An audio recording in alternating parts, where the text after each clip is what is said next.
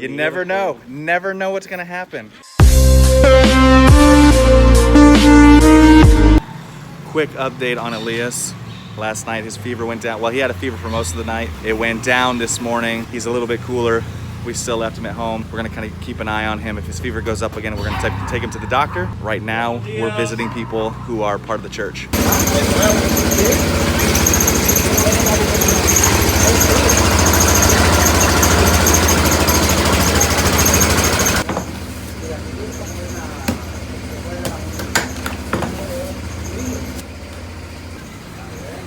Tortillas.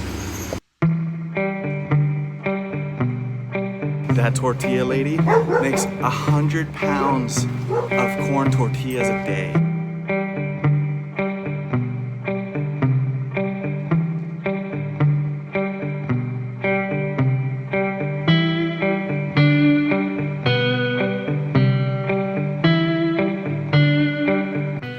You never know what's gonna happen. Every day, one day you're walking around the street, talking to people, next thing you know, they give you a chicken.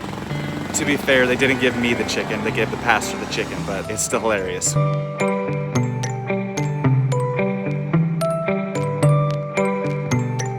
Look at this papaya.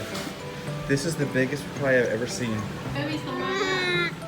Look at that. That's insane. They're saying they're bigger ones. Ay, más grande. They're saying they're bigger papayas than this.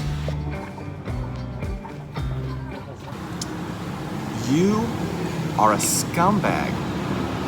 I know I shouldn't say that. I know I shouldn't feel it, especially as like a Christian and a missionary.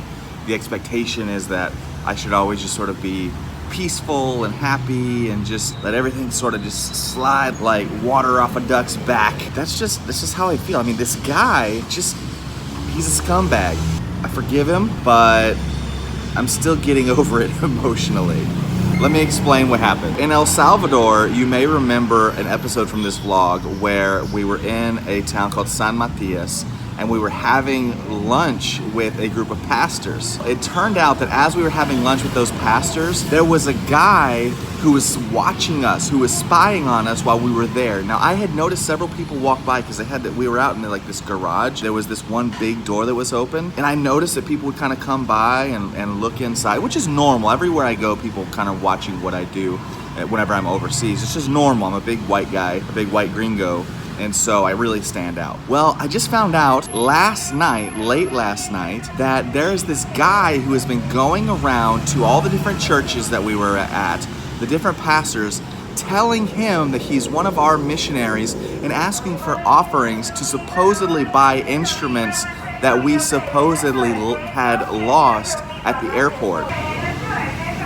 And so now I have to deal with the fallout of that. I had to send this whole message to all the pastors, this audio message saying that we didn't leave any guy behind asking for offerings, that this guy is a fraud, he's a con artist. I mean, who does that? Who is so bad that they would pretend to be a missionary? You know, even the gangs, even they respect the church. But this one guy, this one scumbag pretended to be a missionary to go steal money from churches. How messed up do you have to be to do that? Like I said, I forgive the guy, Mr. Scumbag. If you watch this, I forgive you, but it's just wrong. That's just a bad thing to do. Once again, this is just part of running a nonprofit and missionary organization. It's amazing how people will try to take advantage, how people will just steal from other people. I don't understand that. I've never understood it, how someone could do something like that, but unfortunately that's where we're at. Thankfully, I was able to get the message out fast enough. None of the pastors gave this guy anything because they were immediately suspicious of him, because I never asked for an offering whenever I was in El Salvador, because I don't ever ask for offerings whenever I go somewhere, and people usually know that about me, because I believe if someone is gonna give, they should give out of their heart, not out of some kind of twisted obligation or because they were manipulated or anything like that. And so people noticed that,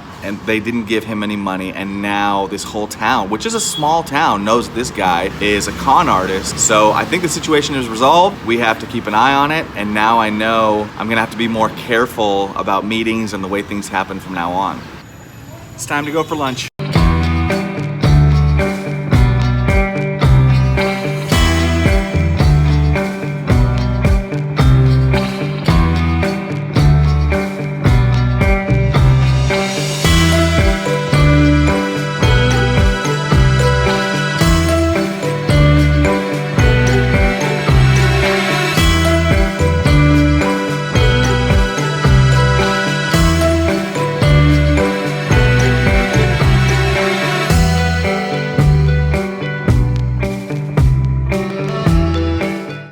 having lunch with the pastor's family, and last time I was here in Guatemala, they gave us these, and so I specifically asked for them again. These are, gracias. How many do you want of these? Maybe two.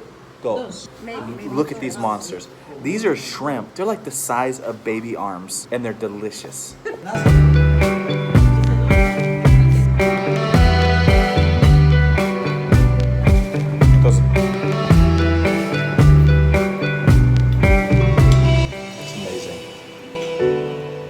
Look at the size. This is the head of the shrimp. It is as big as like 2 normal shrimps. So she didn't realize she wasn't supposed to eat the heads. All she left was tails. So she ate all the eyes, all the brains. Do you have anything to say? I'm scared. This is what I love about different cultures, and I know I talk about cultures all the time, but it's amazing the differences just in the food. Like, we're here in a coastal town, so we're eating seafood all the time. But then once you go inland into a place where it isn't on the coast, seafood becomes really expensive and hard to find. Whereas here, the things that are easy to find on the mainland are more expensive than things like seafood, like these jumbo shrimp and crabs and all that kind of stuff. I love that difference in different countries and people groups.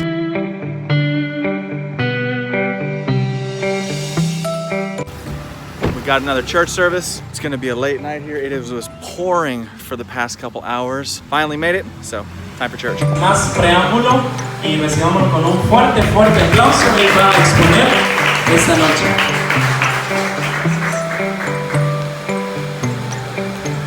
Buenas noches.